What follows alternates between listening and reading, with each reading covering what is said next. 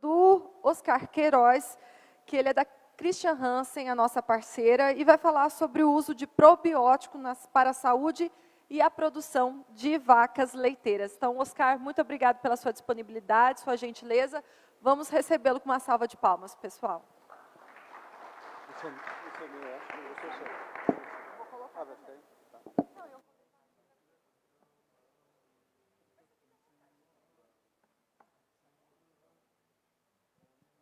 Bom, pessoal, vamos começar. A ideia não é fazer uma apresentação comercial, tá? É só uma apresentação falando realmente do impacto do uso de probióticos. A gente sabe que é uma moda que começou na Europa, mas já existe um uso bastante grande de probióticos no Brasil e em outros países da América do Sul também, e a tendência é aumentar. Probiótico normalmente cresce, o uso de probiótico em dietas cresce mais ou menos 8% ao ano, enquanto o uso de antibióticos vem reduzindo cada vez mais. Alguns países da América Latina, por exemplo, o Chile, hoje, para você usar ionóforo na dieta de vaca de leite, você tem que ter a prescrição de um veterinário, por exemplo. Então, é um assunto que está aumentando, principalmente na América do Sul. E, bom, a ideia hoje é fazer uma apresentação não comercial, mas mais técnica sobre o uso e o impacto que isso pode causar na saúde e no desempenho de vacas de leite. Bom, eu vou falar rapidamente uma introdução, porque ainda existe bastante confusão. O que é um probiótico, o que é um pré-biótico, como eles atuam no rumen, como eles atuam no intestino. A gente hoje já tem probióticos que têm um efeito grande no intestino e que não tem efeito nenhum no rumen. Tem o contrário também, probióticos que servem realmente para aumentar a digestibilidade dos alimentos no rumen, evitar problemas de acidose. E tem probióticos que trabalham nos dois lados, no rumen e no intestino. Tá? E muitas vezes a gente precisa saber como eles trabalham para poder escolher o probiótico que mais convém para a fazenda. E depois eu vou terminar mostrando uns dados realmente de desempenho e de saúde que a gente teve com alguns trabalhos que já estão publicados e também trabalhos em fazendas comerciais. Bom, basicamente, só para a gente sair junto aqui, a parte de definição, existem muitas pessoas que confundem probiótico e pré-biótico.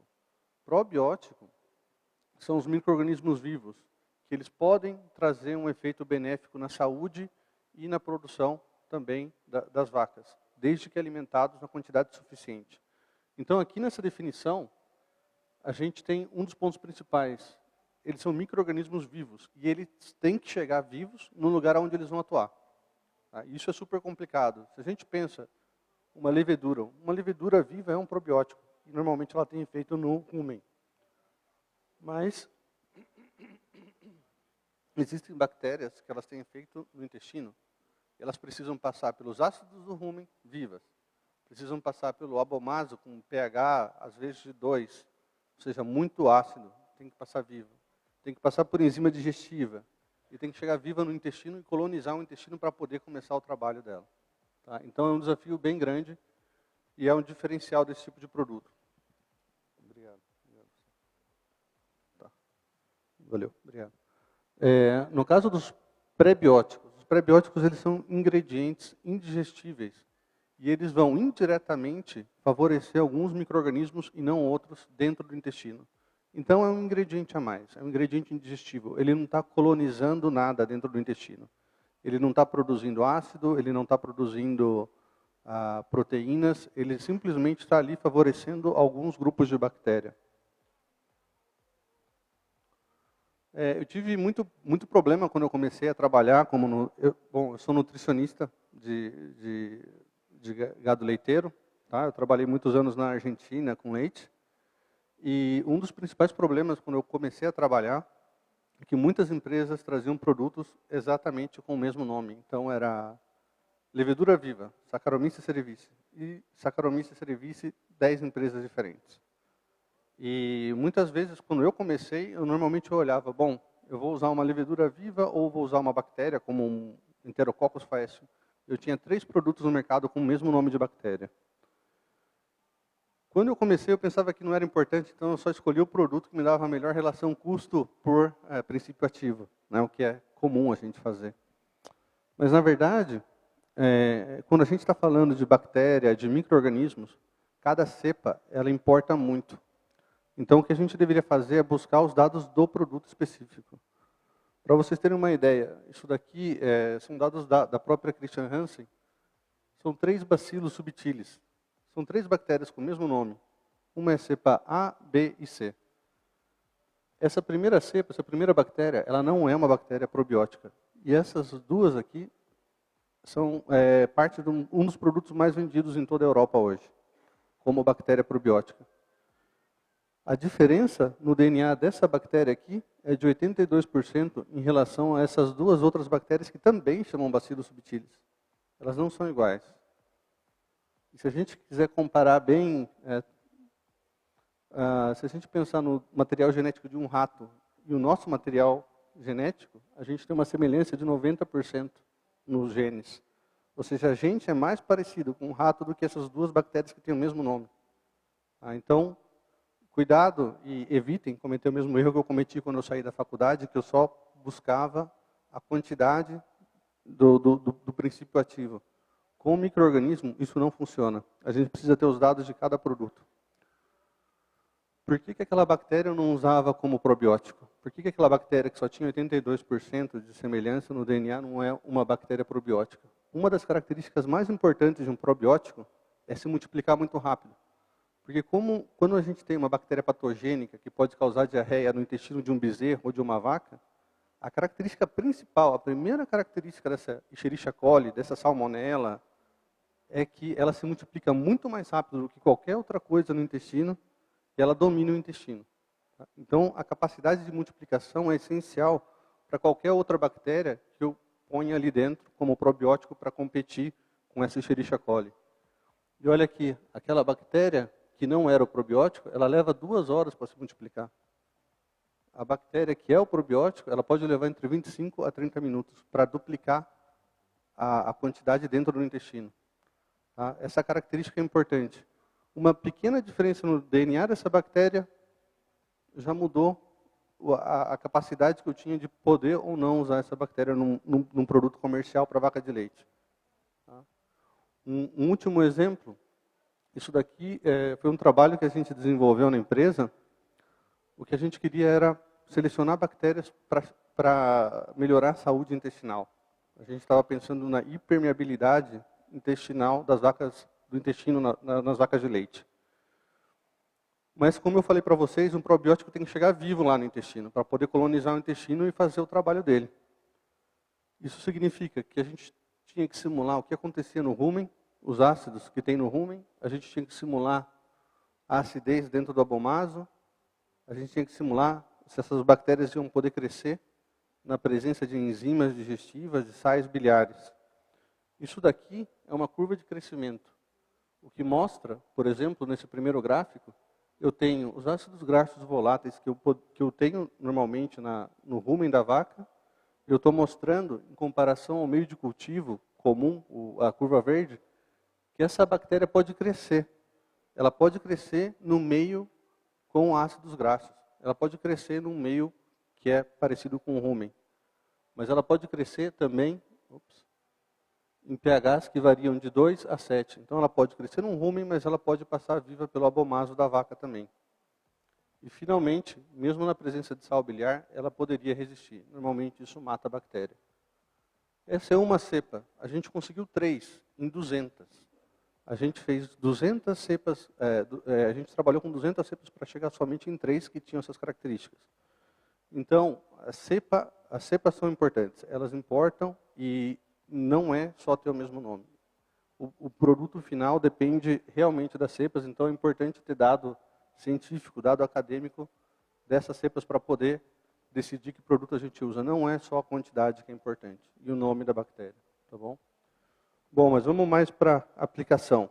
Eu falei que tem bactérias, que tem probióticos, que eles trabalham mais no rumen, e tem probióticos que trabalham mais no intestino. Por que as pessoas hoje normalmente usam, para que elas vão usar os probióticos para ter efeito no rumen? Normalmente elas estão pensando em controle de pH, evitar problemas de acidose, melhorar a fermentação do rumen, aumentar a digestibilidade dos nutrientes, principalmente das fibras, e inibir bactérias que podem causar problema, bactérias patogênicas dentro do rumen. Isso daqui é diferente de falar que isso daqui é um rebanho, isso aqui é o dia a dia de uma vaca, mas isso daqui é o dia a dia de uma vaca dentro do rumen. Vocês já devem ter visto nas universidades de veterinária, de zootecnia, de agronomia, essas vacas que têm um buraco no rumen, né? A fístula, as vacas fistuladas.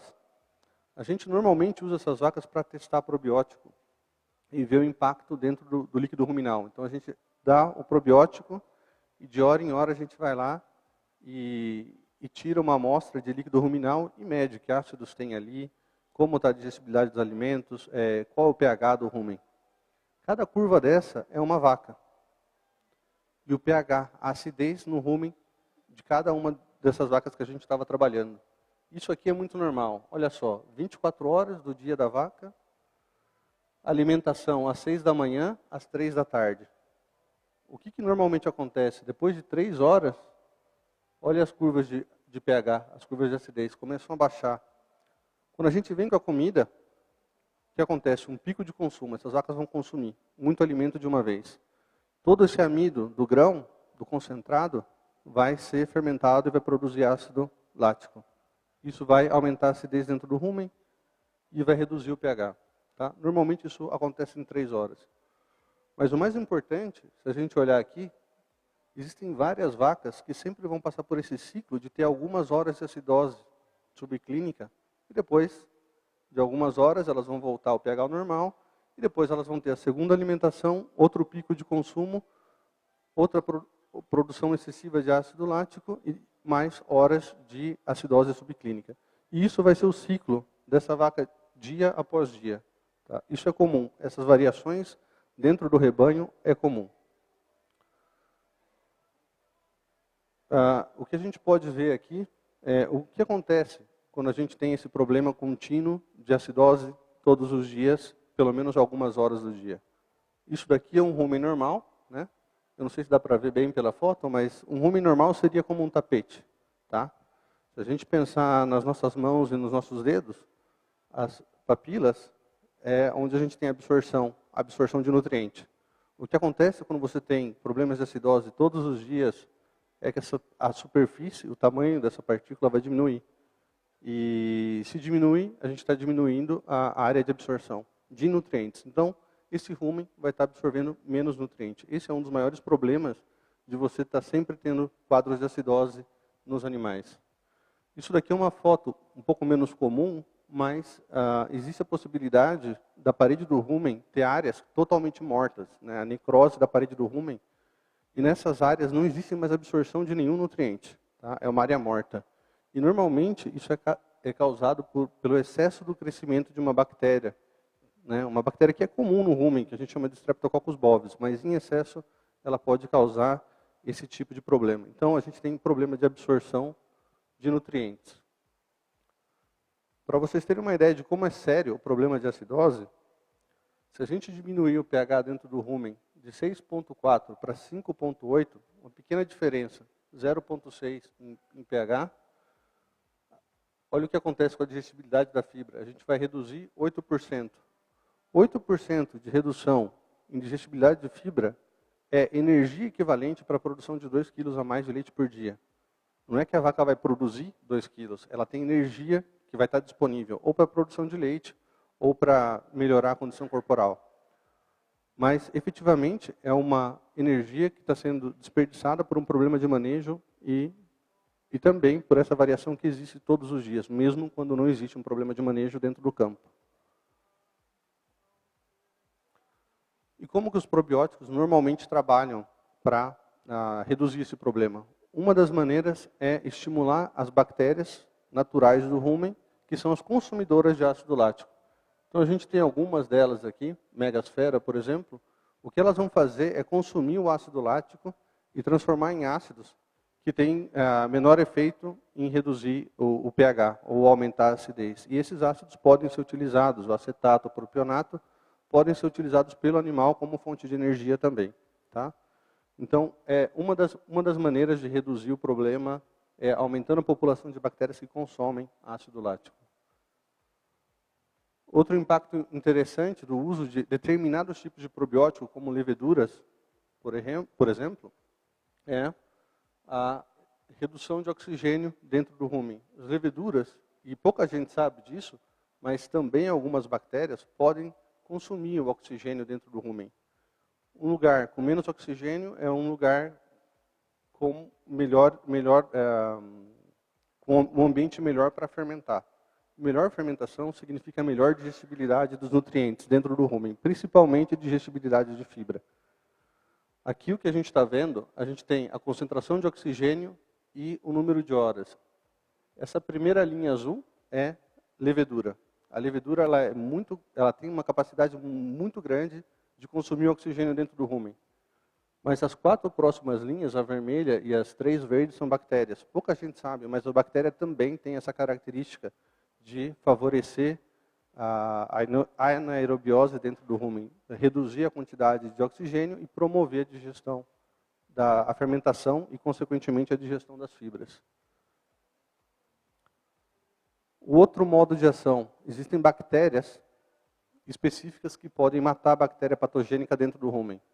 Aquela necrose que a gente viu, causada por Streptococcus bovis, aquela necrose que reduz e mata a parede do rumen, o que a gente está vendo aqui, essas placas, elas na vertical, elas foram inoculadas, eu não sei se vocês conseguem ver bem nas fotos, mas elas estão inoculadas com Streptococcus bovis.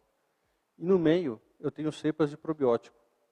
A gente pode ver aqui, nessa placa do meio, que existe uma grande área, daqui até o meio, onde não tem crescimento nessas linhas verticais. É uma zona de inibição. Quem trabalhou, quem fez veterinária, deve ter visto bastante zootecnia. Antigamente usavam isso para medir o efeito de antibióticos, né? Mas as bactérias patogênicas, elas têm a mesma característica, mas elas não estão inibindo com o antibiótico. Elas produzem proteínas específicas, que a gente chama de bacteriocina, e elas vão atuar sobre bactérias patogênicas específicas. Tá? Então, é uma maneira natural de controlar o crescimento de bactérias patogênicas. Bom, isso é o rumen, né? Existem vários modos de ação. Melhorar o ambiente para fermentar, diminuindo o oxigênio, reduzir a presença de bactérias patogênicas e também o consumo de ácido lático através de bactérias que consomem o ácido lático. Mas e o intestino? O intestino, normalmente, as pessoas que usam probióticos para melhorar a saúde intestinal, o que elas estão pensando é estimular o crescimento de bactérias benéficas, principalmente lactobacilos, que são bactérias que normalmente podem promover a saúde intestinal, a melhora da parede intestinal, e isso está relacionado com o que hoje o pessoal lá fora do Brasil eles chamam de leaky gut. Aqui no Brasil a gente chama de hipermeabilidade do intestino, né, que seria as lesões que podem ser causadas dentro do intestino. E, obviamente, redução de bactéria patogênica e aumento de nutrientes no intestino. Esses são os 4 pontos que a gente tenta buscar quando a gente trabalha com probióticos pro intestino.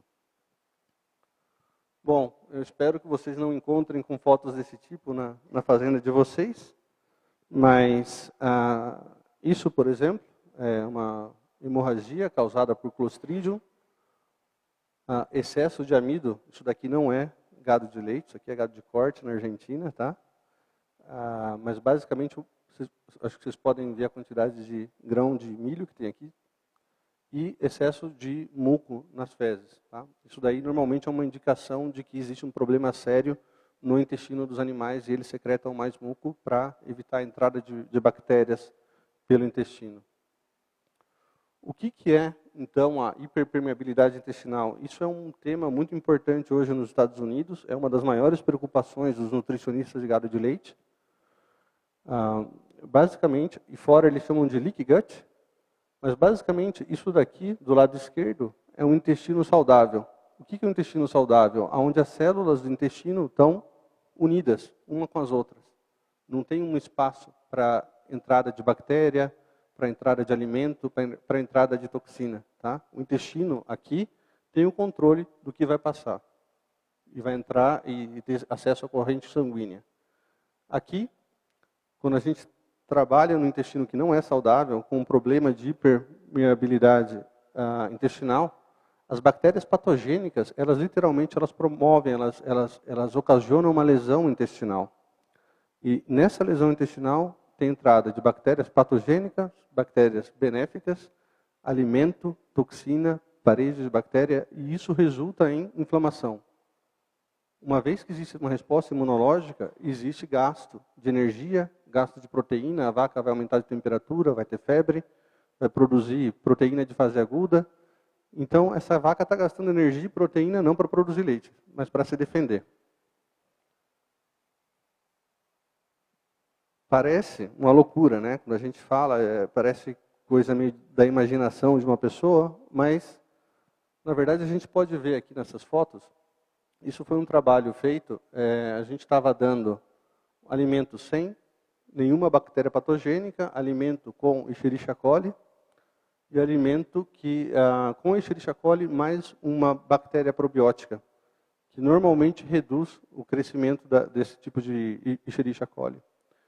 O que é isso daqui? É o intestino, né? É a velocidade do intestino. Se isso daqui for saudável, o intestino vai absorver os nutrientes. O que a gente vê? Olhem bem aqui. Vocês estão vendo que tem uma ponta, a ponta da velocidade. Olha o que acontece quando tem aumento de Escherichia coli dentro do intestino do animal. As pontas já não existem mais. Isso daqui são 3 dias comendo esse alimento. Já não existem mais. Isso é a porta de entrada que eu estava mostrando no slide anterior. É por aí que essas bactérias vão entrar e vão chegar até a corrente sanguínea. Tá? E isso daqui é o que acontece. A gente tem uma estrutura completamente normal da velocidade do intestino quando a gente trabalha com um probiótico que pode combater a Escherichia coli. Tá? Então, é visual, o intestino real, o que eu estava mostrando no slide anterior. Hoje em dia, tanto as universidades como as empresas, elas têm metodologias para ver se realmente essas bactérias têm um efeito para evitar o leaky gut, né, a hipermeabilidade intestinal. Como que a gente faz isso? Esse equipamento aqui que a gente usa no laboratório para selecionar as bactérias, nesses copinhos aqui, a gente cresce células intestinais. Tá? Então, as células intestinais estão aqui, dentro desse copo, a gente tem sensores na tampa e dentro dos copos metálicos que medem eletricidade. Como eu falei para vocês, o intestino saudável, as células estão unidas, certo? Se as células estão unidas, existe uma resistência à passagem de eletricidade de um lado para o outro. Não passa eletricidade, não deveria passar. Agora, se eu consigo medir uma corrente elétrica aqui, significa que existe uma lesão. Esse intestino já não é mais saudável. Só para vocês terem uma ideia, 100% o valor relativo é quando eu tenho somente as células intestinais. Se eu coloco uma bactéria probiótica que pode ter um efeito em melhorar a estrutura e defender o intestino, essa resistência elétrica, esse valor deveria aumentar. E é justamente o que a gente está vendo aqui. Essa LGG, por exemplo, é a bactéria probiótica mais usada para humano em todo o mundo. E a gente sabe hoje, a partir desse tipo de análise, que ela realmente tem um impacto em reverter o processo de permeabilidade. Em outros casos, o que a gente faz, a gente coloca uma molécula muito grande que não deveria ser absorvida no intestino e que emite luz, fluorescência. E se essa fluorescência passar para o outro lado, significa que o intestino não está viável, que existe uma lesão. Esses são dados, essa bactéria, a LA51, Lactobacillus animalis, é a bactéria mais vendida em todo os Estados Unidos hoje. 30% das fazendas de leite usam essa bactéria e 50% de todos os confinamentos nos Estados Unidos usam essa bactéria para reverter esse quadro de hipermeabilidade intestinal. Olha só, quando a gente usa só a bactéria, a gente vê um aumento na resistência elétrica. Quando a gente coloca essa bactéria em contato com, quando a gente só tem a salmonela, existe uma redução nesse valor. E um valor intermediário quando a gente combina salmonela mais a Lactobacillus animalis 51. Então, é um processo inverso. Essa bactéria está recuperando o intestino depois que a salmonela vai e causa diarreia nos animais. Tá? Então, hoje, com o probiótico, a gente sabe que tem cepas específicas que podem reverter esse processo e recuperar o intestino.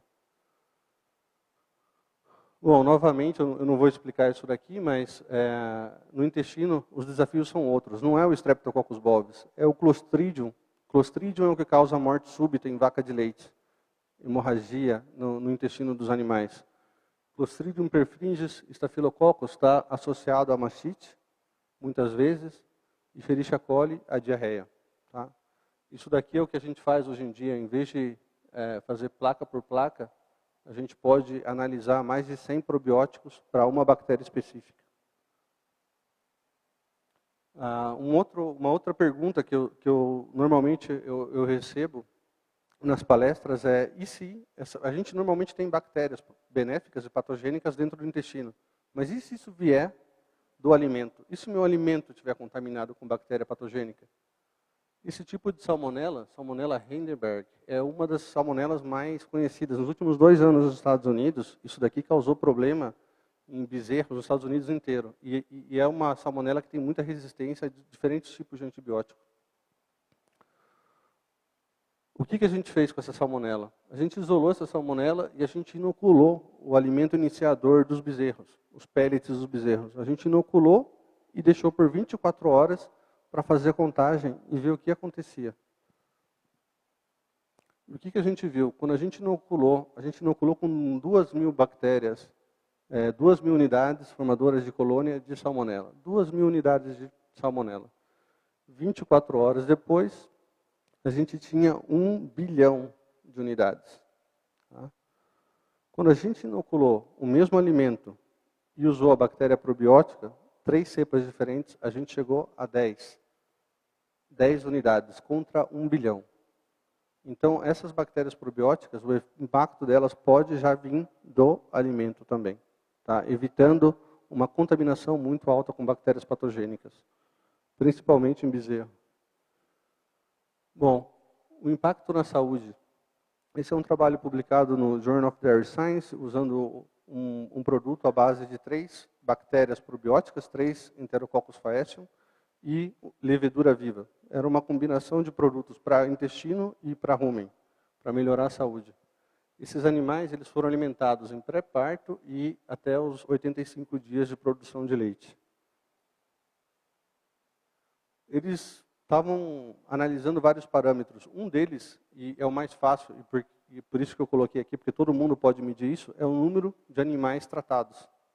Independente da doença. Quando eles tiveram que colocar um antibiótico, eles registraram que tal vaca foi tratada com antibiótico.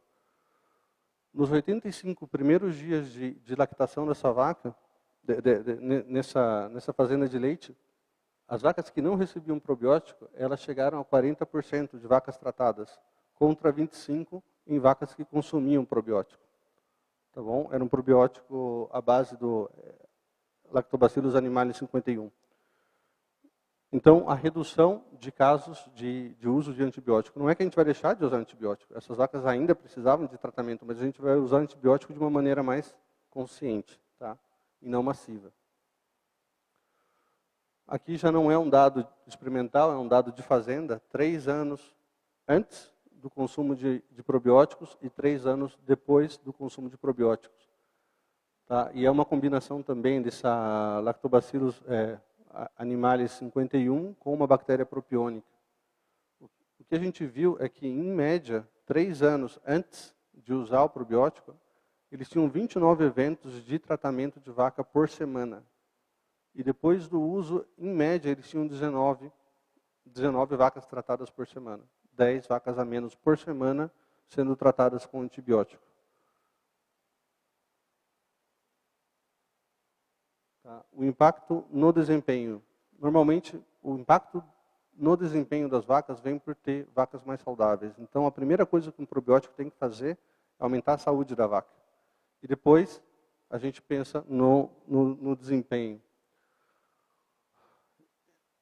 Esse é o dado da quantidade de amido. Pouca gente presta atenção nisso, mas a quantidade de amido na matéria fecal. A quantidade de amido na matéria fecal é a quantidade de grão que a gente está alimentando para essa vaca que passa diretamente sem aproveitar, sem ser digerido. Tá?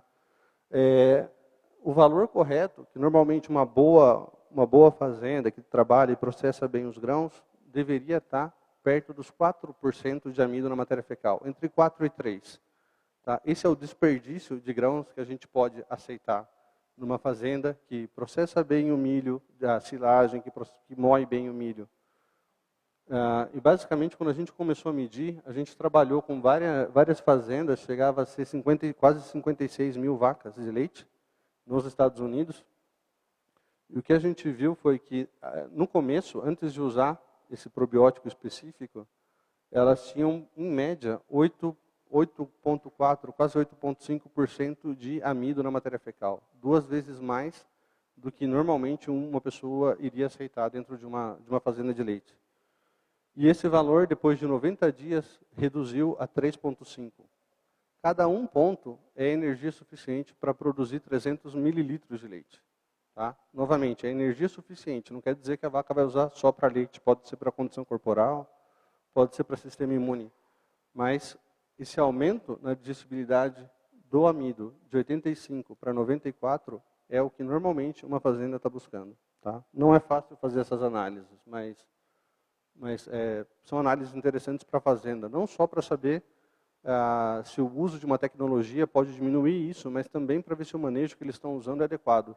Né? Se a silagem está mal processada, esse valor vai aumentar, por exemplo. Bom, aqui são dados de desempenho, de performance, do desempenho de vacas consumindo probióticos. Né? O que a gente pode ver aqui é que, tendo o mesmo consumo de matéria seca, essas vacas têm uma maior produção de leite corrigida, maior eficiência alimentar, ou seja, produzir um pouco mais, nesse caso, 40, 50 mililitros a mais de leite, e por quilo de matéria seca consumido, e um aumento na produção de gordura. Então, a gente está tendo um aumento na eficiência alimentar, um aumento na produção total corrigida, e um aumento de sólido também. Isso são dados de várias fazendas dos Estados Unidos, basicamente, e é isso que a gente vê. O aumento da eficiência alimentar, em média, vai variar entre 3% a 4%, não mais do que isso. Tá? Então, ninguém está prometendo um milagre aqui, que vai sair produzindo 5 litros de leite a mais por dia porque está usando probiótico. O probiótico foca na saúde, e a melhora da saúde normalmente tem um impacto positivo de 3% a 4% na eficiência alimentar. Não é milagre, tá? Bom, em conclusão, né, o que a gente mostrou hoje foi que os probióticos, eles podem aumentar a eficiência alimentar, eles podem aumentar o desempenho das vacas. O efeito desejável depende do que a gente está querendo fazer. A gente está querendo melhorar o rumen, a gente está querendo melhorar o intestino, a gente está querendo melhorar a saúde, mas também o desempenho. Isso tudo depende. E cada produto tem uma ação específica. Tá? Mesmo que eles tenham os mesmos nomes, um deveria sempre buscar os dados específicos daquele produto. Hoje existe uma grande tendência e preocupação de nutricionistas com a hipermeabilidade intestinal. Existem cepas que podem reverter esse processo. Existem cepas que podem proteger o intestino e reverter o processo de permeabilidade. A gente tem algumas dessas cepas no Brasil hoje, por exemplo. Tá? E no caso de bactérias patogênicas, a gente sabe que existem já no mercado bactérias que podem reduzir a população de Clostridium, Escherichia coli, Salmonella, que são um dos principais problemas que a gente tem em gado de leite hoje. Tá bom? Eu acho que isso daqui era tudo que eu tinha para apresentar. Obrigado.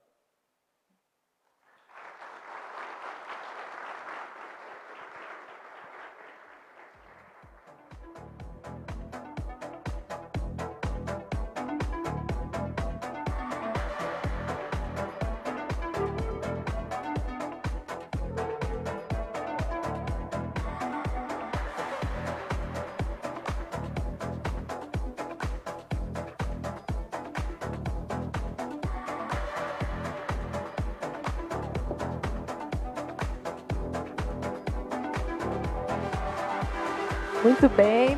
Obrigado, Oscar. um presente da nossa Ourofino a você, pela sua disponibilidade de vir participar aqui conosco hoje, né, Gustavo? Muito obrigada. Então, vamos seguir aqui com a nossa programação.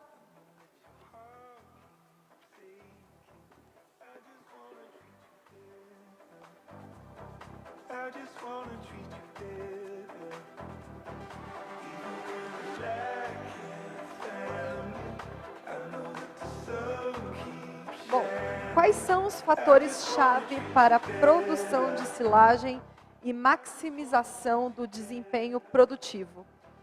Quem vai nos responder essa pergunta é o professor doutor da Universidade de Lavras, Tiago Fernandes Bernardes.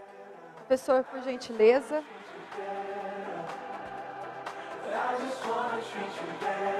Vamos recebê-lo com uma salva de palmas.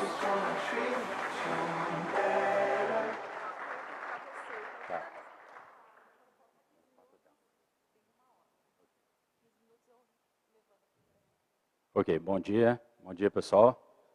Obrigado, gostaria de agradecer em nome do Gustavo, pessoal da Ourofino, pelo convite, para estar aqui com vocês nessa manhã, nesse dia, né?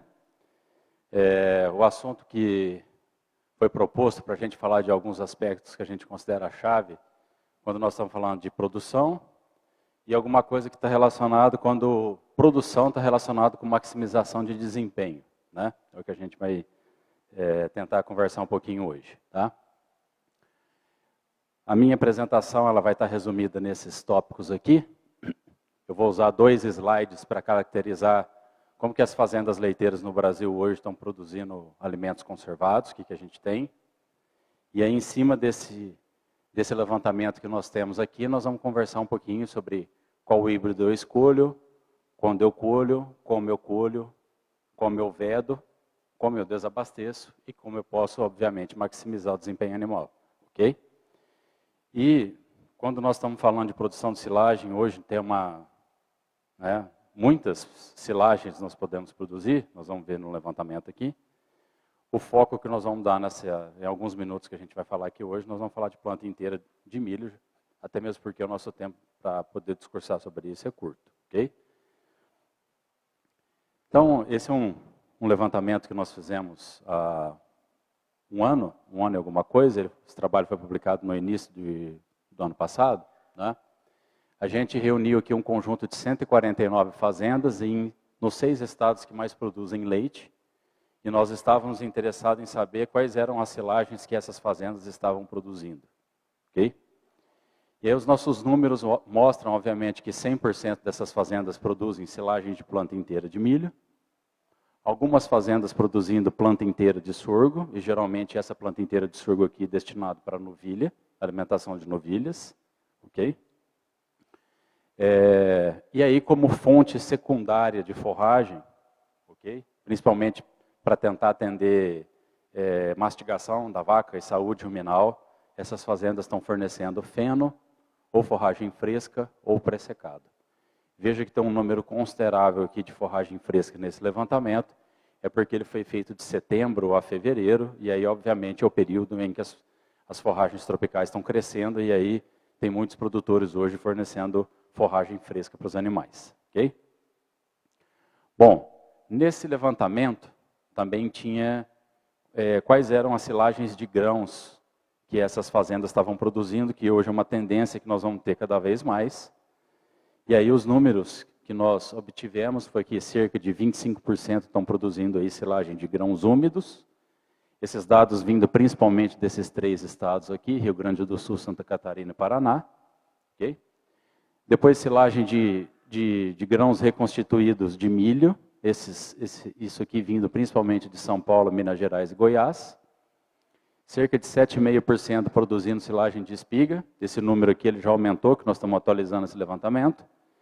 E cerca aqui de 10% das propriedades fazendo silagem de reidratado de sorgo.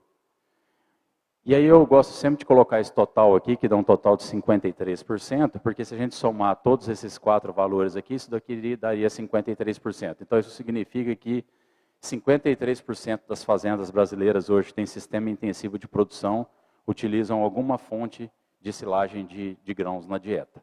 Ou seja, amido rapidamente fermentável. Aquela conversa que o Oscar estava tendo conosco aqui. Okay?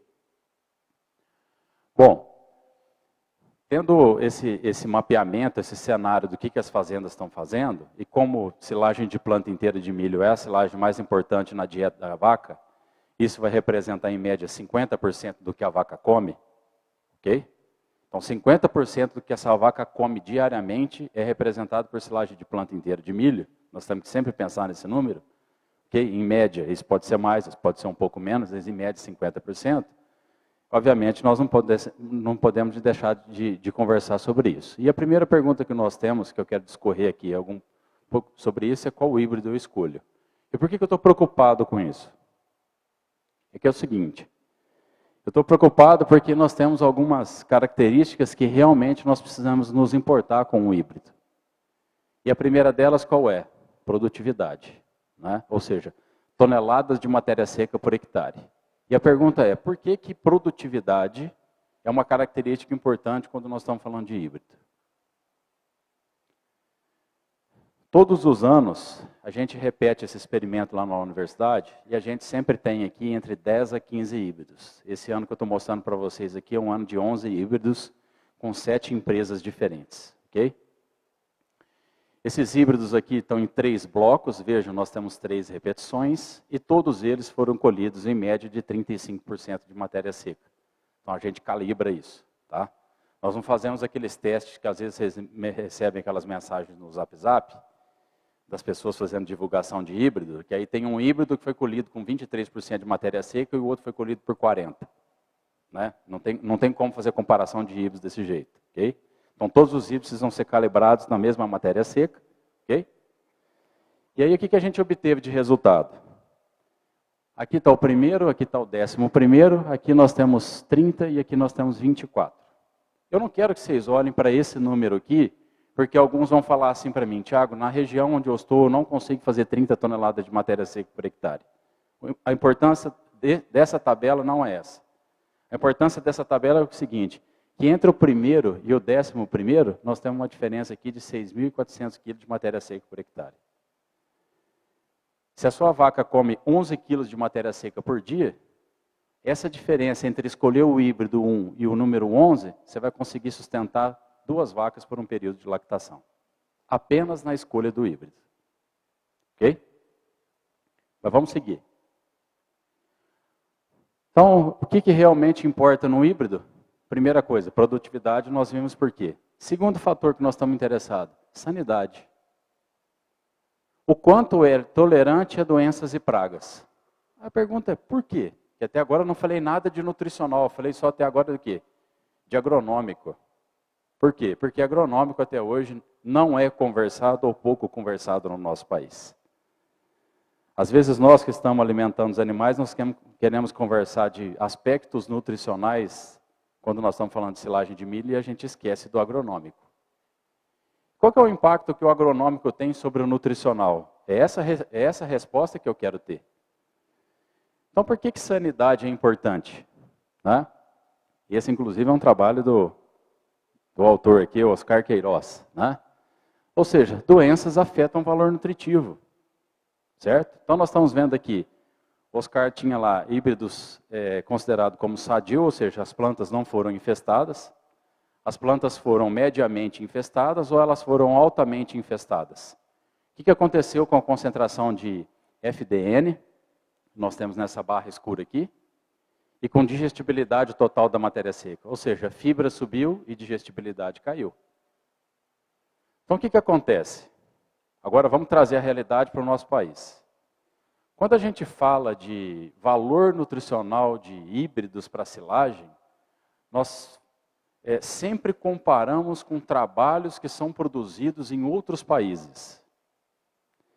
E qual que é a diferença que eu estou querendo mostrar para vocês aqui? Que quando nós cultivamos híbrido nos Estados Unidos e na Europa, eles não têm os problemas acentuados de doenças e pragas que nós temos no nosso país. Essa é a diferença básica.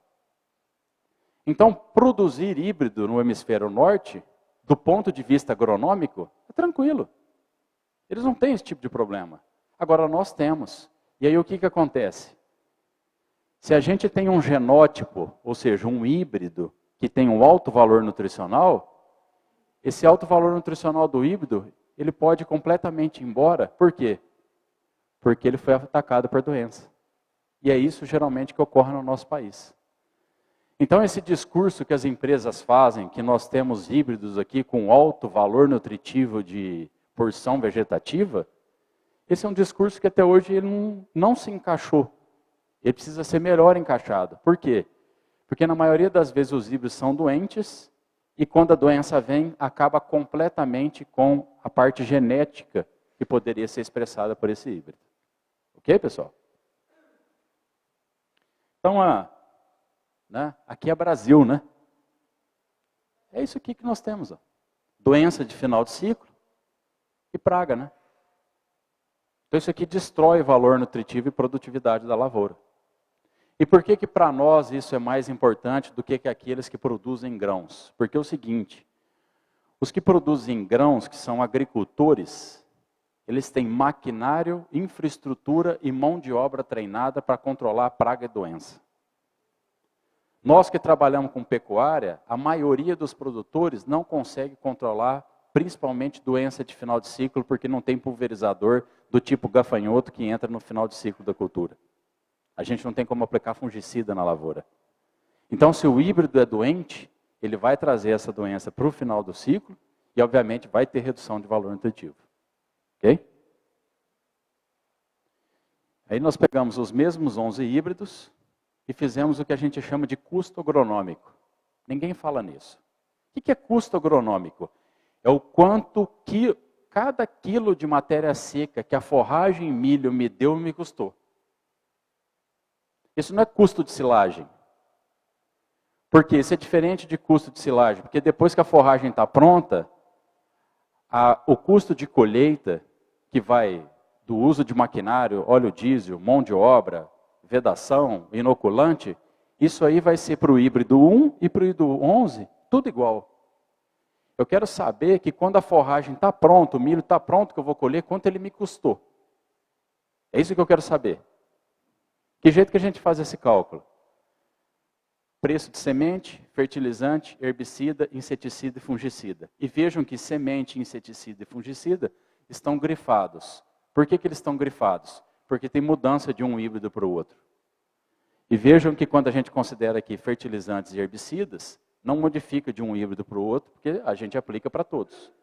Então, toda semana a gente vai no experimento e vê o quanto cada híbrido está atacado, e a gente considera esse precisa de tratamento, esse não. Esse sim, esse não. E a gente vai calculando o custo agronômico.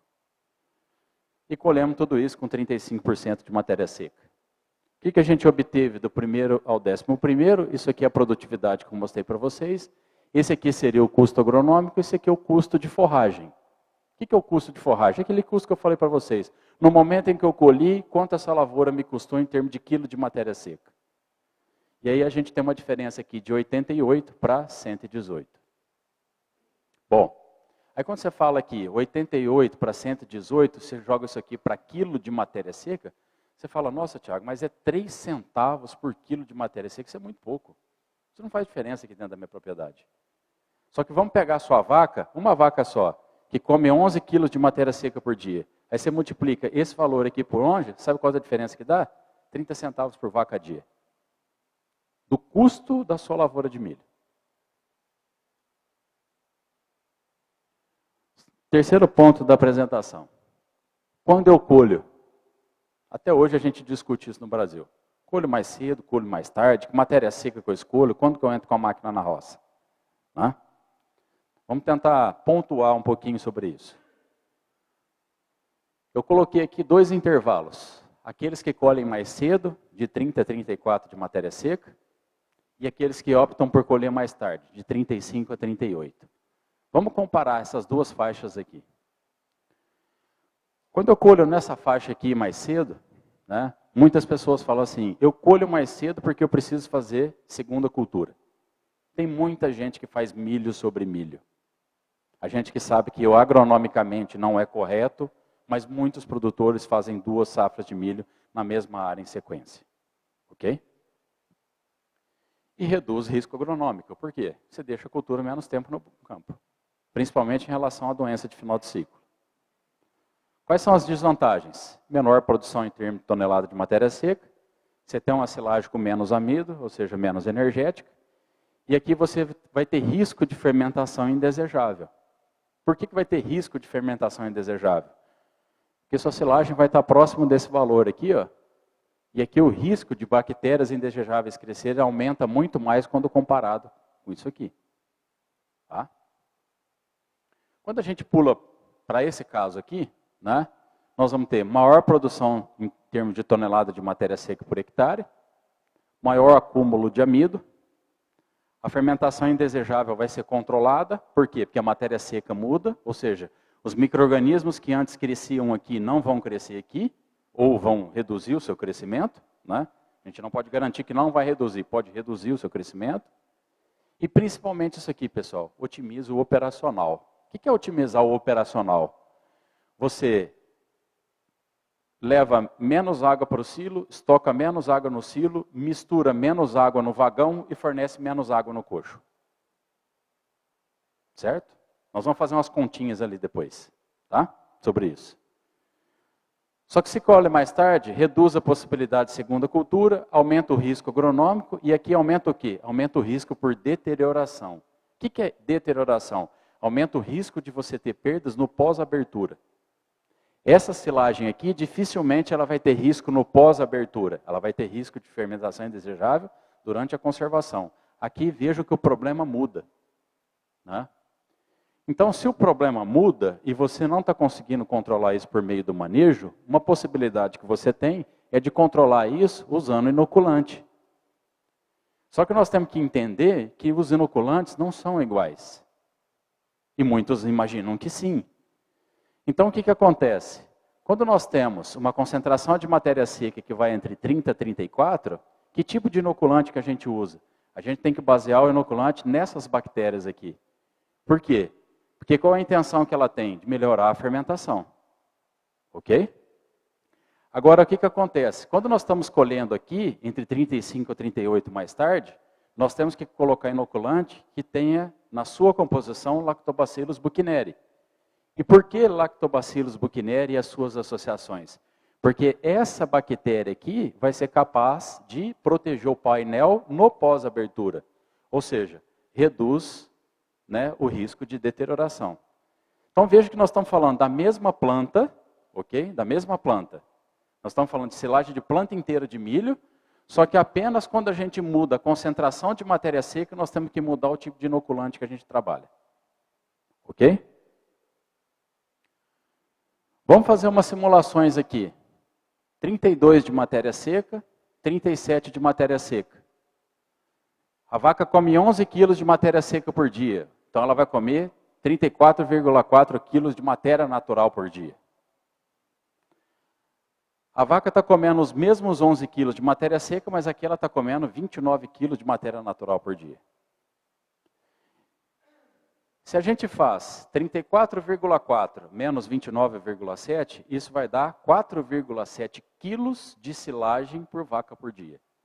Se eu tenho um rebanho de 200 vacas em lactação, eu vou ter que conservar, estocar, tá? E fornecer e misturar no vagão e colocar no coxo 1.000 quilos a mais de silagem por dia. Olha o quanto isso impacta no seu manejo. Mudando apenas uma mudança de direção de se colher mais cedo para colher mais tarde. Olha o que acontece com a energia da sua silagem. Aqui nós temos 32 de matéria seca e os mesmos 37 de matéria seca. Uma silagem com 32, ela vai ter em torno de 25% de amido. E uma silagem com 37, eu fui até generoso aqui e coloquei 30% de amido. Certo? A sua vaca está comendo 11 quilos de matéria seca, aqui ela está comendo 2,75 quilos de amido vindo da silagem de milho. E aqui ela vai estar comendo 3,3 quilos de amido vindo da silagem de milho. Se a gente faz 3,3 menos 2,75, isso aqui vai dar quase 600 gramas de amido por vaca por dia.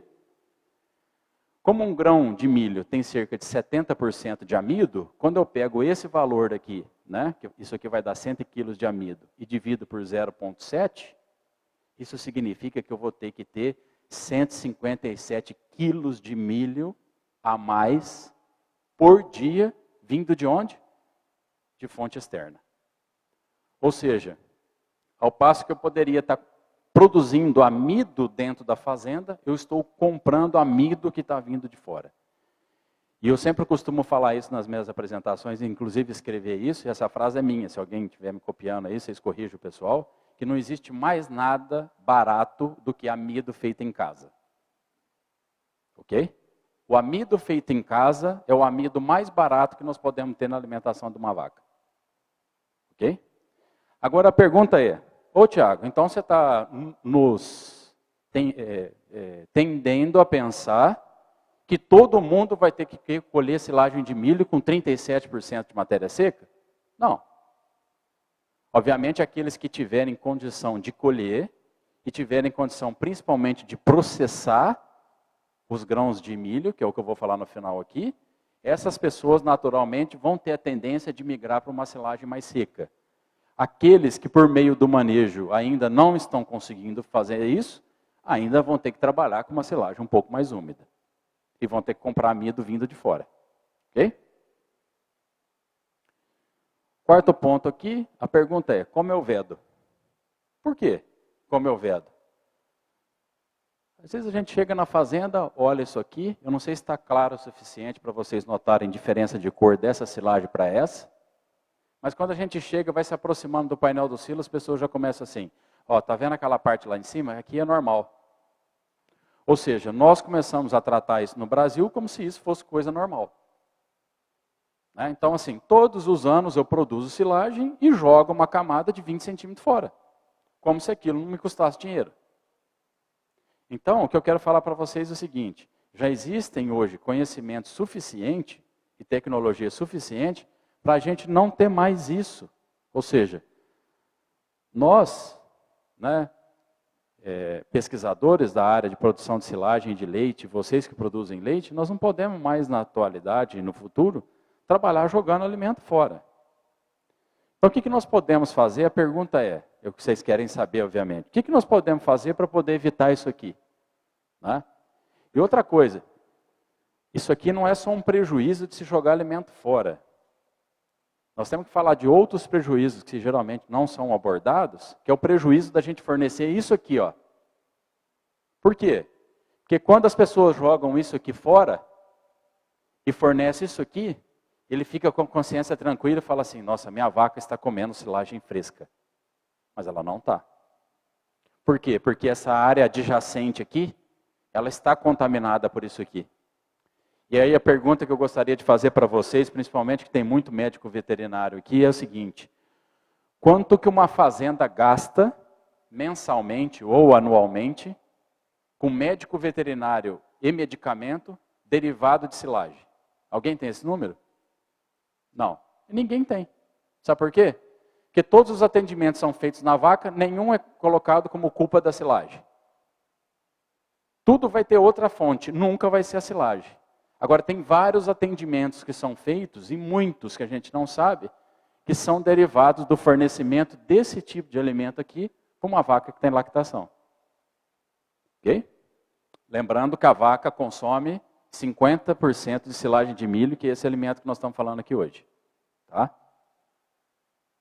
Então, a gente tem que evitar 2 silagens em um silo. O que é ter 2 silagens em um silo? É isso aqui, ó.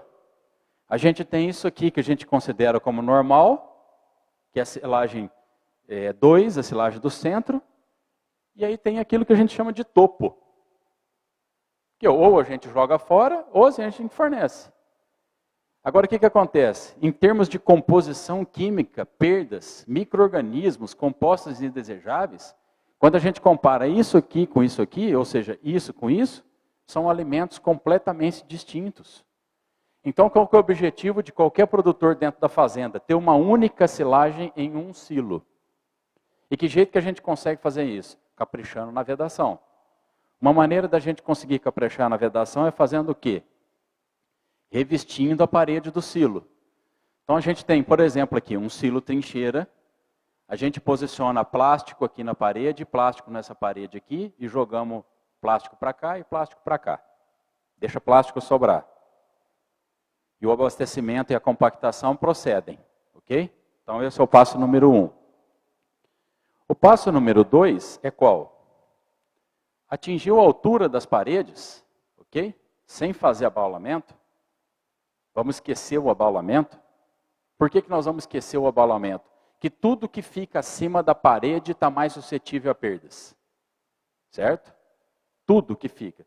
Até hoje, aqui no Brasil, o que vocês assistiram de palestras sobre silagem, ou leram nos livros, nos artigos sobre silagem, mandava fazer isso aqui. Aí vocês esquecem tudo isso. Por quê? Porque nós temos que obedecer a altura da parede, porque o próprio silo está falando o seguinte, eu acabei aqui, ó. Eu acabei aqui. A estrutura acaba aqui, ela não continua. A gente pega aquele plástico que estava de fora, puxa ele para o centro. Esse é o passo número 2. E depois você vem e coloca uma lona, né, sobre essa massa e finaliza o processo de vedação. Ok? Então, das propriedades que já passaram a fazer só mudança de paradigma, ou seja, pararam de abaular e começaram a revestir a parede do silo, muito de perdas no topo já foi modificado. E hoje ainda a gente tem tecnologias para melhorar muito mais isso. Veja, isso é na prática. Ó. Um silo trincheira vazio com plástico nas paredes. A compactação termina quando atingiu a parede, a altura das paredes. Veja que os plásticos estão sendo puxados para a região central da massa, abraçando a massa. E aqui a lona fazendo a finalização da vedação. E hoje tem como a gente ainda refinar muito mais esse manejo. Por quê? Porque nós temos barreira ao oxigênio. De onde surgiu isso? Isso aqui é novo? Não, não tem nada de novo. Isso aqui surgiu do alimento que nós consumimos, que tem na prateleira do supermercado. Então, todo pacote de biscoito, de bolacha, de macarrão, etc. e tal, tem plástico com barreira ao oxigênio. Por que esses alimentos estão na prateleira do supermercado e precisa ter? Porque quando você vai lá e compra um biscoito, se não tiver barreira ao oxigênio, o biscoito está murcho. Quando você vai preparar macarronada no domingo de manhã com frango assado e maionese, o macarrão vai estar murcho. Aí o que eles fizeram? Eles fizeram a tecnologia de trazer o plástico para dentro da fazenda. Ou seja, produzir plástico em grande escala. Por quê? Porque quando nós estamos produzindo silagem, a gente não quer que o oxigênio entre para dentro do silo, a gente quer barreira. Ok? E geralmente esses plásticos aqui são plásticos mais finos, mas são plásticos muito resistentes e que dão barreira ao oxigênio. E que precisam de uma outra lona, que é a lona convencional, para poder fazer o sistema de vedação, que funciona mais ou menos assim. Aqui nós temos um silo trincheira, certo? Aquele esquema de vedação que eu falei para vocês, de colocar o plástico nas paredes, a gente coloca o filme barreira de cada lado, né? Obedecendo sempre a altura. Esse seria o filme com barreira. E depois, finalizando, então, a gente faz o sistema de vedação com lona convencional. Esse foi um trabalho publicado há alguns anos pelo nosso grupo no jornal mais respeitado de ciência animal do mundo. Né? Nós trouxemos essa tecnologia para o resto do mundo, vedação de silagem em 2 etapas. E essa tecnologia já existe no Brasil, né? E muitos produtores já aplicando isso, evitando principalmente essa parte de perdas aqui do topo. O 5º ponto é como eu desabasteço. Até hoje, nós escutamos muito sobre quanto você tem que desabastecer, ou seja, quanto você caminha por dia aqui. Ah, tira uma faixa de 30 centímetros por dia. Tá? A gente sempre ouviu isso tradicionalmente, aprendemos isso nas escolas. Só que o que acontece? Quando você fala em 30 centímetros por dia, né, igual nós estamos mostrando aqui, há uma diferença, pode haver uma diferença de densidade entre as silagens. O que isso tem a ver? Vamos lá. Essa é uma silagem que tem 700 kg por metro cúbico, essa é 600. Aqui tem menos poros, aqui tem mais poros. Então tem muito mais chance do oxigênio entrar. Se você recomenda 30 centímetros por dia aqui, pode estar bom. Mas às vezes você recomenda 30 centímetros por dia aqui para um produtor que não caprichou muito bem na vedação, pode não ser o ideal. Então, o que acontece? A densidade, ela varia entre silagens, entre um silo e outro, entre uma propriedade e outra, e a recomendação linear de 30 centímetros por dia não considera densidade. Então, o que foi que nós fizemos? Nós criamos um índice melhor do que esse, que é fácil de ser colocado na fazenda. Como é que funciona isso? Nós visitamos 97 fazendas. 53 fazendas aqui no Brasil e 44 fazendas na Itália. Por que em 2 países diferentes? Porque aqui nós estamos nos trópicos, lá nós estamos no hemisfério norte. Okay? A gente queria ver essa diferença de sistemas de produção e também temperatura variando em 2 lugares diferentes do mundo. O que a gente estava interessado? Estava interessado nisso aqui, ó, na área do painel, ou seja, quanto de largura e quanto de altura, com a quantidade que o vagão estava retirando. Ou seja, qual é a taxa de remoção que essa fazenda aqui está tendo em quilos de silagem por área? Quando a gente faz isso daqui, a gente considera aquela densidade que antes a gente não estava corrigindo. E qual foi o número que nós conseguimos? 250 quilos por metro quadrado por dia. Então agora a gente não vai mais falar de 30 centímetros por dia, nós vamos falar de 250 quilos por metro quadrado por dia. Certo? Agora vai ter muitas fazendas que não vão conseguir, de uma hora para outra, retirar isso aqui como meta. Por quê? Porque tudo na fazenda tem que ser a médio e longo prazo. E aí, quando você não está conseguindo fazer essa taxa de desabastecimento de 250 kg de silagem por metro quadrado por dia, qual a ferramenta que você pode usar? Aquela ferramenta que eu falei para vocês do Lactobacillus buchneri. Por quê? Porque ele é um inoculante, o que ele vai fazer? Ele vai te dar uma proteção no pós-abertura. Ou seja, protegendo a tua silagem nessa fase aqui. Ok? E não mais naquela fase da estocagem. E por último, né, o nosso último ponto, o que afeta desempenho? Ou seja, como que nós poderíamos maximizar desempenho quando nós estamos utilizando silagem de milho na dieta das vacas? Lembrando que 50% que elas comem é isso aqui que nós estamos falando. Ok? Então, a amostragem afeta o desempenho da vaca. Aí você vai falar, Thiago, mas a amostragem não tem nada a ver com o sistema de produção? Tem. Por quê? Porque para você poder calibrar a dieta, você precisa mostrar o alimento que você está usando. Odor, processamento do alimento e o valor nutritivo e digestibilidade. Como é que isso funciona? Vamos olhar aqui a amostragem primeiro. Muita gente às vezes chega num painel do silo quando ele está sendo utilizado, aí o que eles fazem? Chegam aqui, andam até ali no centro, enfiam a mão ali, puxam uma amostra e mandam para o laboratório. Pergunta, você realmente amostrou seu alimento? Não. Você amostrou aquela parte que você pinçou ali. Tá? Para você realmente saber o que você tem de silagem em termos de composição química para você fazer a dieta da vaca, o que você precisa fazer? Você precisa desabastecer ao longo de todo o painel, ou seja, jogar a silagem para o chão, tá? Em toda a sua largura e a sua altura, igual a gente está vendo aqui. Uma vez que isso aqui tudo foi jogado no chão, aleatoriamente você vai coletando amostras e vai colocando dentro desse balde aqui.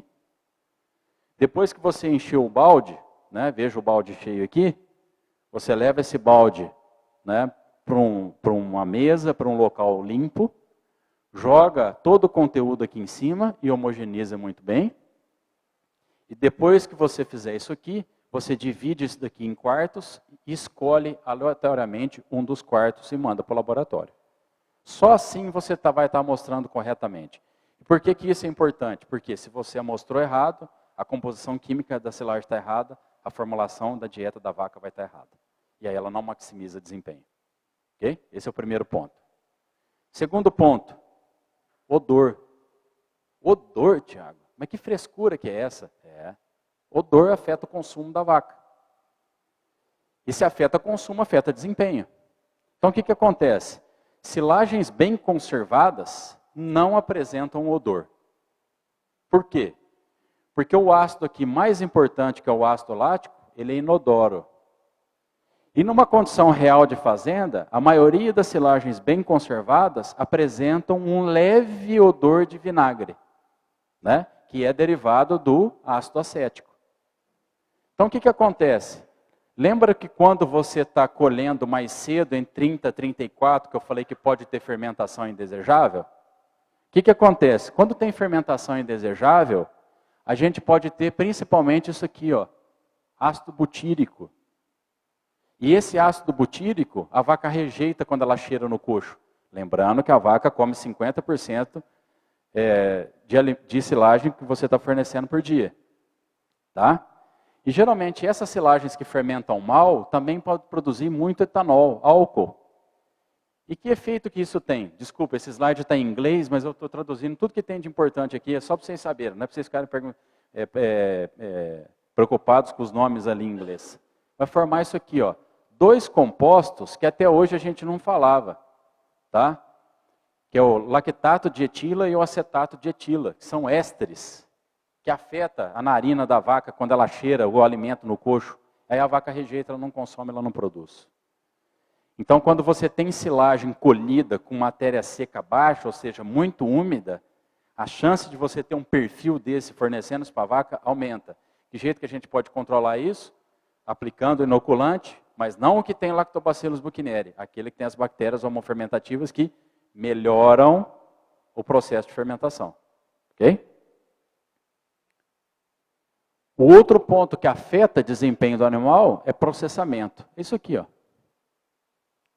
Que o Oscar, que me antecedeu, também falou bastante sobre isso. Ou seja, a gente investe numa lavoura de milho, cara, complexa agronomicamente de lidar, que foi isso que nós falamos aqui até agora, e na hora de colher a gente, né, fornece para o animal joga amido fora nas fezes.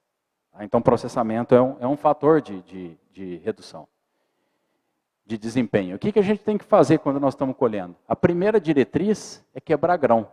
Isso aqui, ó. Hã? Quebrar grão, Tiago? E essa parte aqui? Não, por enquanto não olhe para essa parte. Lembra, a primeira diretriz é quebrar grãos. Por que quebrar grãos? Porque você precisa maximizar a concentração de amido vindo da silagem.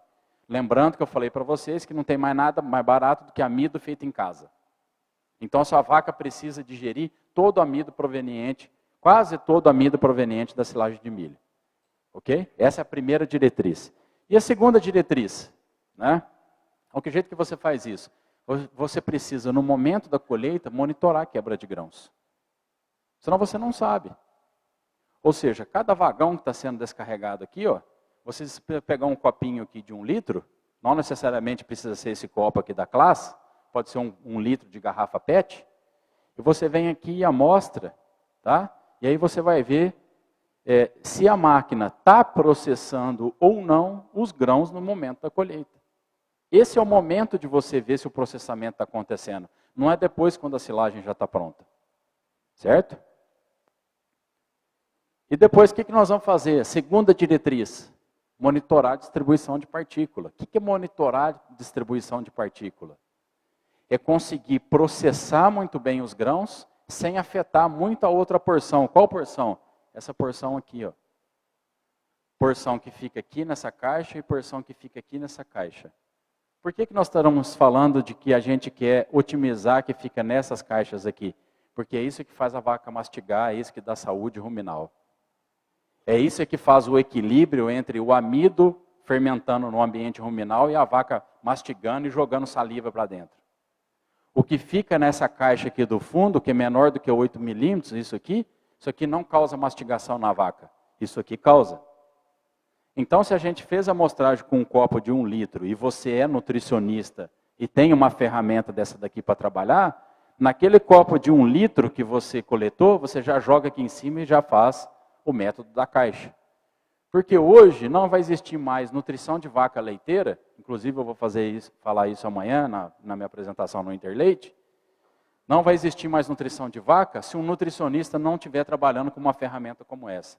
Aliás, eu penso, muitos vão discordar de mim, mas eu penso que quem é realmente nutricionista de vaca tem que ter isso aqui como obrigatório no porta-mala do carro, porque hoje não existe mais como fazer nutrição de vaca só baseado em químico. Nós precisamos basear também em físico. Saber o quanto que nós estamos dando de alimento para fazer essa vaca mastigar. Certo? Então, onde que a gente vai ter foco? A gente vai ter foco aqui ou seja, tentar diminuir a quantidade de silagem que vem aqui, porque não causa mastigação, e vamos tentar diminuir aqui. Ó, Tiago, aí, 19? Por que na peneira de 19? Por causa disso aqui, ó. Por que atenção à peneira de 19? Porque nós estamos no Brasil. Nós não estamos nos Estados Unidos e na Europa. Não esqueçam disso. Tá? Então nós estamos no Brasil. A maioria das fazendas produzindo silagem com máquina tracionada por trator. Isso que os nossos dados mostram. Máquina autopropelida cresce em número, mas ainda não atinge nem 50% dos nossos produtores de leite. Por que a gente precisa ficar atento com isso? Esse é um coxo que está balanceado para a fibra. Está fazendo a vaca mastigar. E esse é um coxo que também está fazendo a vaca mastigar. Só que de dois jeitos completamente distintos. Por quê? Essas fibras aqui que eu estou mostrando nessa foto, todas elas estão acima de 19 milímetros. Só que aí você, como nutricionista e produtor, precisa escolher. O que eu quero? Eu quero esse tipo de fibra, que está acima de 19, para fornecer para a minha vaca, que é o que tem nesse coxo? Ou eu quero esse tipo de fibra para colocar nesse tipo de coxo? Tudo isso está acima de 19. Tudo isso vai causar mastigação no animal. Só que o que acontece? Quando a gente tem um coxo desse tipo aqui, ó, primeiro, a gente tem tempo de seleção. A vaca chega, ela não come. O que ela faz? Ela fuça. Então, todas as vezes que ela está fuçando, ela não está comendo. A vaca precisa chegar, ela precisa afundar a cabeça no coxo. Segundo, se ela fuça e seleciona, ela desbalança completamente a dieta que você balanceou. Você sentou na frente do computador, pegou a planilha de Excel, está com um programa bom de formulação, foi lá, formulou uma dieta chique para a vaca, a hora que a dieta chega no coxo, a vaca destrói a tua dieta. E terceiro, num lote de vacas existe dominância. Existem aquelas dominadoras que primeiro comem aquilo que você está tentando formular, e depois tem aquelas que são dominadas que vai comer o quê? Refúgio. E aí por isso que você tem altos e baixos em termos de produção de leite, não está sabendo por quê. Tá? Então, eu peço também atenção à peneira de 19, porque, repetindo, esses dois coxos estão atendendo fibra fisicamente efetiva, só que de um modo completamente distinto um do outro. Então, quais são as metas? Se você colhe com colhedora autopropelida, a meta é essa aqui, ó. Menos de 5 grãos inteiros por litro e cerca de 65% a 70% nessa caixa aqui. Na caixa entre 8 a 19. Se você está colhendo com colhedora tracionada por trator, a meta vai ser no máximo 10 grãos inteiros por litro. E aí a meta aqui ela reduz um pouco, entre 60% a 70% na caixa. Essas são as metas que nós temos que monitorar quando a silagem está sendo produzida. Não quando a silagem já está pronta, porque não tem como mais a gente corrigir. Tem inclusive um artigo meu no Milkpoint que fala o seguinte: a ensilagem dura poucos dias, a silagem é o resto do ano. Ou seja, o período que você está fazendo silagem vai de 2, 3 dias a uma semana. Aí a silagem vai ser o resto do ano, você tem que conviver com aquele alimento que você produziu durante aqueles poucos dias. Se foi bom, ótimo. Se não foi bom, você vai ter que conviver com ele igual. Ok? Ou seja, vacas preferem ração fisicamente uniforme. Isso aqui, ó. Olha que lindo. Você olha para o coxo, você não vê partícula desse tamanhozinho assim e um negócio desse tamanhozão. Não é? Ou seja, é uniforme. A vaca chega, ela enfia a cabeça no coxo, ela faz buraco. Ela só come, ela não fuça.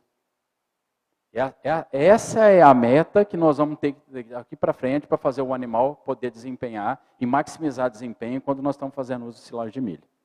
Ok? E o terceiro ponto, o último ponto que afeta desempenho é tempo de estocagem. Por que tempo de estocagem? Porque é o seguinte, há poucos anos atrás, né, falava-se assim, pessoal, quando a gente muda de silagem nova para silagem velha, vaca aumenta leite. Vocês já escutaram isso? Quem já teve experiência disso aqui? Tinha uma silagem mais nova sendo fornecida para a vaca, depois abriu um silo com silagem velha. Nada na dieta mudou, leite cresceu. Né? Até pouco tempo atrás a gente não sabia sobre isso. Então vinha várias ideias empíricas falando várias coisas sobre isso. O que a gente já sabe hoje? Que quanto mais aumenta o tempo de estocagem, aumenta a digestão de amido. Então, a mensagem que tem que sair daqui é o seguinte, é fornecer silagem velha para a vaca. Não silagem nova. Não tem nada mais desastroso numa propriedade leiteira de que fazer silagem hoje e abrir daqui 15 dias. Está mostrando o tempo lá, eu estou no penúltimo slide. Estou bom, não estou?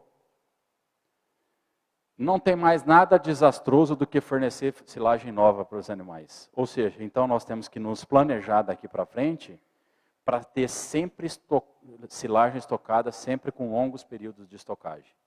Por quê? Porque além de aumentar a digestão de amido, a silagem também tem uma resistência muito maior ao ambiente, ela se deteriora muito menos quando ela é estocada por mais tempo. Tá? Ok? Obrigado pela atenção e a gente vai ter uma mesa de discussão no final da tarde hoje, não é isso? Bom almoço a todos.